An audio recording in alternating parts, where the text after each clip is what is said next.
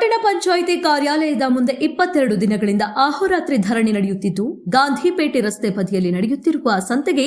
APMC ಆವರಣದಲ್ಲಿ ಸ್ಥಳ ನಿಗದಿ ಮಾಡುವಂತೆ, ಜೊತೆಗೆ ಹುಳಿಯಾರು ಹೋಬಳಿಯಲ್ಲಿ ಕಸ ವಿಲೇವಾರಿ ಸರಿಯಾಗಿ ಆಗದೆ ಸಂಬಂಧಪಟ್ಟ ಅಧಿಕಾರಿಗಳು ಕೈಚೆಲ್ಲಿ ಕುಳಿತಿದ್ದು, ಸರಿಯಾದ ಮೂಲಭೂತ ಸೌಕರ್ಯಗಳಿಲ್ಲದೆ ಸಾರ್ವಜನಿಕರು ಮತ್ತು ಸ್ಥಳೀಯರು ಪರದಾಡುವಂತಹ ಪರಿಸ್ಥಿತಿ ಬಂದಿದೆ ಎಂಬ ಮಾತು ಹೋರಾಟಗಾರರಿಂದ ಕೇಳಿಬರುತ್ತಿದ್ದು, ಈ ಅಹೋರಾತ್ರಿ ಧರಣಿ ಕರ್ನಾಟಕ ರಾಜ್ಯ ರೈತ ಸಂಘದ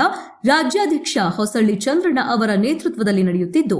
ಈ ಧರಣಿಗೆ ರಾಜ್ಯದ ವಿವಿಧ ರೈತ ಪರ ಸಂಘಟನೆಗಳು ಹಾಗೂ ಸ್ಥಳೀಯ ವಿವಿಧ ಪರ ಸಂಘಟನೆಗಳು, ದಲಿತ ಪರ ಸಂಘಟನೆಗಳು ಕೂಡ ಬೆಂಬಲವನ್ನ ನೀಡಲಾಗಿದೆ. ಇದೇ ವೇಳೆ ರಾಜ್ಯಾಧ್ಯಕ್ಷ ಚಂದ್ರಣ್ಣ ಮಾತನಾಡಿ, ಈಗಾಗಲೇ ಪಟ್ಟಣ ಪಂಚಾಯಿತಿಯ ಮುಂಭಾಗ ಧರಣಿ ನಡೆಯುತ್ತಿರುವ ಸ್ಥಳಕ್ಕೆ ಚಿಕ್ಕನಾಯಕನಹಳ್ಳಿ ಶಾಸಕ ಸಿಬಿ ಸುರೇಶ್ ಬಾಬು ಭೇಟಿ ನೀಡಿ ಸ್ವತಃ ಖುದ್ದು ಎಪಿಎಂಸಿ ಆವರಣದಲ್ಲಿ ಸಂತೆಗಾಗಿ ಸ್ಥಳ ಗುರುತಿಸಿ ಸ್ವಚ್ಛತೆ ಕಾರ್ಯವನ್ನು ಸಹ ಮಾಡಿಸಿ ಅಧಿಕಾರಿಗಳಿಗೆ ಸೂಚನೆ ಕೂಡ ಕೊಟ್ಟಿದ್ದಾರೆ. ಆದರೂ ಮೂಲಭೂತ ಸೌಕರ್ಯಗಳು ದೊರಕಿಸಿಕೊಡದೆ ಕಸ ವಿಲೇವಾರಿ ಸರಿಯಾಗಿ ಆಗುವವರೆಗೂ ನಾವುಗಳು ಮಾತ್ರ ಯಾವುದೇ ಕಾರಣಕ್ಕೂ ಧರಣಿಯನ್ನ ಹಿಂತೆಗೆದುಕೊಳ್ಳುವುದಿಲ್ಲ.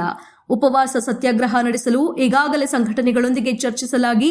ಉಪವಾಸ ಸತ್ಯಾಗ್ರಹದ ದಿನಾಂಕವನ್ನ ನಾಳೆ ತೀರ್ಮಾನ ತೆಗೆದುಕೊಳ್ಳುತ್ತೇವೆ ಎಂದು ಸರ್ಕಾರಕ್ಕೆ ಎಚ್ಚರಿಕೆ ನೀಡಿದ್ದಾರೆ. ಇದೇ ಸಂದರ್ಭದಲ್ಲಿ ಸ್ಥಳೀಯ ಲಿಂಗಪ್ಪನಹಳ್ಳಿ ಗ್ರಾಮದಲ್ಲಿರುವ ನಾಡದೇವತೆ ಶ್ರೀ ಚಾಮುಂಡೇಶ್ವರಿ ರೈತ ಉತ್ಪಾದಕರ ಸಂಸ್ಥೆ ಕೂಡ ಇದಕ್ಕೆ ಬೆಂಬಲ ನೀಡಿದ್ದು, ಇದರ ಮುಖ್ಯಸ್ಥ ಮಾತನಾಡಿ, ಕಿರು ಉಳಿತಾಯ ಯೋಜನೆ ಮುಖಾಂತರ ಕೃಷಿ ಚಟುವಟಿಕೆಗಳಿಗೆ ಸಾಲ ಸೌಲಭ್ಯ ಒದಗಿಸಬೇಕು, ಪೂರಕ ಮಾರುಕಟ್ಟೆ ಸೌಲಭ್ಯವನ್ನು ಕಲ್ಪಿಸಬೇಕು, ಹಣಬೆ ಕೃಷಿ ಬೇಸಾಯ ಪದ್ಧತಿಗೆ ಹೆಚ್ಚು ಒತ್ತು ನೀಡಬೇಕು,